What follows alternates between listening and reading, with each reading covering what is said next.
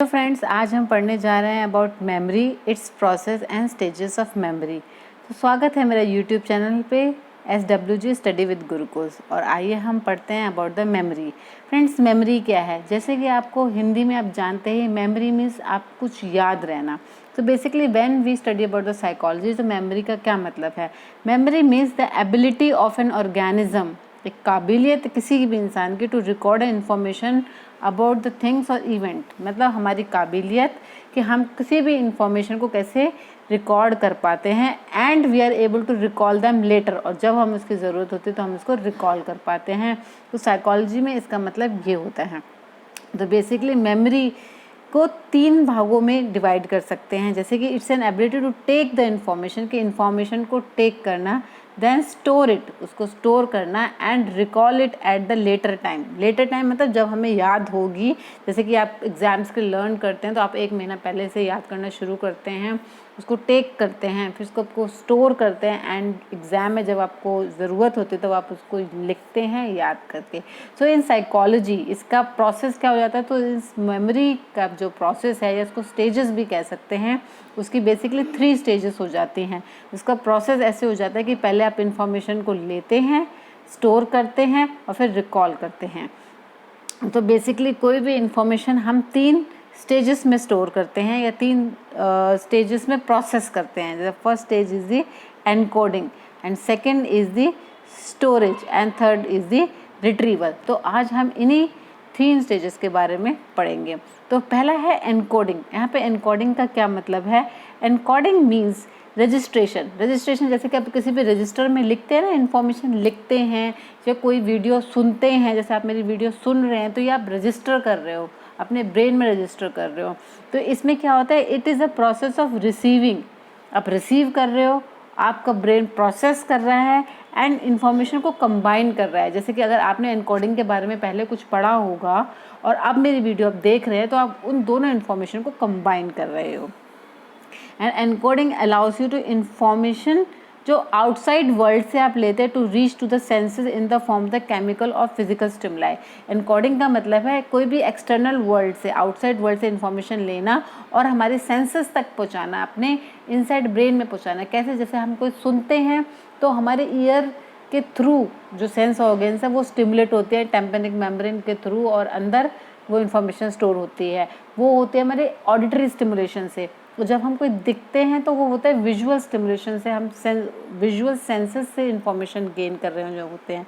जैसे कि आप मेरी इंफॉर्मेशन देख भी रहे हैं, सुन भी रहे हैं, तो एक आउटसाइड वर्ल्ड से आप अंदर ये इंफॉर्मेशन एनकोड कर रहे होते हैं, रिसीव कर रहे होते हैं।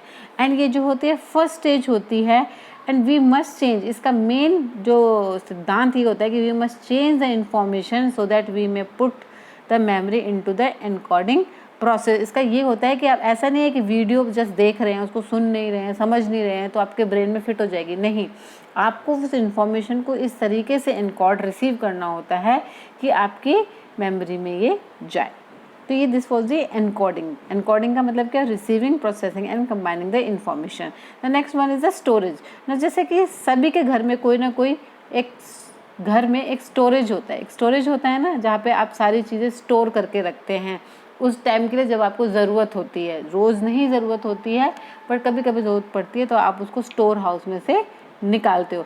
सिमिलरली हमारे जब हम इंफॉर्मेशन इनकोड कर लेते हैं तो एक परमानेंट रिकॉर्ड बन जाता है ऑफ द इनकोडेड इन्फॉर्मेशन। कोई भी जो इन्फॉर्मेशन आपने रिसीव की होती है, प्रोसेस की होती है, तो वो स्टोर हो जाती है। एंड ये जो है सेकंड मेमोरी ऑफ स्टेज है। एनकोड करने के बाद ही आप स्टोरेज कर सकते हैं, ये पहले नहीं हो सकती। Which we maintain to information over the period of the time. और ये जो इन्फॉर्मेशन है हम जो लंबे समय तक या छोटे समय तक, डिपेंड करता है कि आप कितनी रिहर्सल करते हो या आपने उसको किस तरीके से पढ़ा है, उस हिसाब से आप स्टोर कर पाते हो। And last one is the retrieval. Retrieval का मतलब क्या है? We are able to recall and recognize, मतलब जो इन्फॉर्मेशन हमने याद करी थी उसको वापस से याद, रिकॉल कर लेना। और रिकॉग्नाइज कर लेना मीन्स, रिकॉग्निशन मीन्स आपको एक पर्टिकुलर क्वेश्चन का आंसर चाहिए था तो उसी का ही आंसर मिले, ये नहीं कि किसी और क्वेश्चन का आंसर मिल जाए। So the calling back of the stored information response कोई क्यों होना चाहिए। जैसे कि आपसे कोई बोलता है कि देश का पहला प्रधानमंत्री कौन था, तो आंसर यही आना चाहिए कि जवाहरलाल नेहरू, ये नहीं आना चाहिए कि इंदिरा गांधी। सो कुछ क्यों रहते हैं वो हमारे प्रोसेस ऑफ एक्टिविटी में, जिससे कि हम रिकॉल कर पाते हैं। ये थर्ड प्रोसेस होता है and which is the last one, क्योंकि ये प्रोसेस कब आएगा, जब हम स्टोर कर लेंगे उसके बाद ही रिट्रीवल होगा। And we must locate it and return to our consciousness. में कोई भी इंफॉर्मेशन है वो we should be able to locate कर लें उस एरिया से और अपनी कॉन्शियसनेस से वो इन्फॉर्मेशन निकाल पाए। मगर कुछ इन्फॉर्मेशंस ऐसी भी होती हैं कितने भी एफर्ट के बावजूद भी हमें वो इन्फॉर्मेशन नहीं मिल पाती है। वो क्यों होता है कि क्या पता हमने उस टाइम ढंग से ध्यान ना दिया हो, ढंग से एनकोड नहीं हुआ हो या स्टोर नहीं हुआ हो, जिसकी वजह से क्या होता है हम भूल जाते हैं। तो basically these are the stages of the memory. पहले एनकोडिंग होता है, उसके बाद एनकोडिंग होती है, स्टोरेज होती है एंड फिर होती है रिट्रीवल। एंड फ्रेंड्स एक बहुत कॉमन टर्म है फॉरगेटिंग, जिससे कि आप बहुत वाकिफ़ है कि हम भूल गए, हमें याद नहीं रहता, बड़ा कॉमनली स्टूडेंट्स और सब यूज़ करते हैं।